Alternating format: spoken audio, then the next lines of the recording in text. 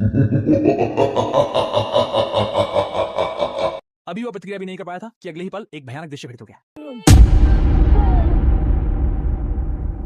हाँ, इस समय मोटा आदमी जैसे हवा निकलने वाला गुब्बारा था। बस पलक झपकते ही वह एक सूखी लाश में बदल गया। और इस तरह की अजीब मौत का तरीका जल्दी ही शिकार करने वाले भाइयों की सतर्कता को बढ़ा देता है। वे सोच रहे थे कि कोई राक्षस शरारत कर रहा है, लेकिन फोरेंसिक रिपोर्ट से पता चला कि मोटे आदमी के शरीर के अंदर के सभी अंग टूट चुके थे, जैसे कि शरीर के अंदर मांस की चक्की चल गई हो। जब सभी लोग इस पर विचार कर रहे थे, उसी रात एक और भयानक घटना घटी।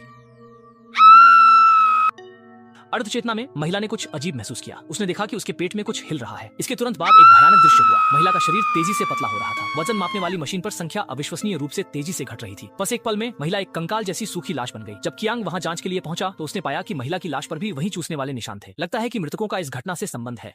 लेकिन अजीब बात यह है कि जब कियांग भाई सुंदर प्रशिक्षक से बात कर रहे थे, उन्होंने देखा कि शाओ मेई के शरीर पर भी वही चूसने के निशान है। लेकिन वह क्यों सुरक्षित है? अंततः कियांग भाई की जांच के बाद उन्होंने संदेह को एक वजन घटाने के केंद्र पर केंद्रित किया, क्योंकि इस संस्था का विज्ञापन थोड़ा अतिशयोक्तिपूर्ण था। बिना सर्जरी, व्यायाम या वजन घटाने की दवा के 1 सप्ताह के भीतर आसानी से आकार देने की गारंटी देता है।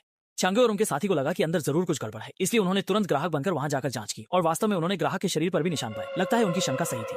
हालांकि जब खांगे ने ग्राहक के वजन घटाने वाले भोजन को चुपके से खा लिया तो अचानक एक चक्कर आने की भावना उसके सिर पर छा गई। इसलिए उसने तुरंत शौशुआई को फोन किया। जब वो पहुंचा तो पता चला कि वजन घटाने वाले भोजन में बड़ी मात्रा में नींद की गोलियां मिली हुई थी, जिसे खाने के बाद ग्राहक बेहोश हो जाते थे। इस समय शॉमी ने आग के कप का बहाना बनाकर अपनी 30 मीटर लंबी कैथेटर निकालकर ग्राहक की चर्बी को चूस लिया।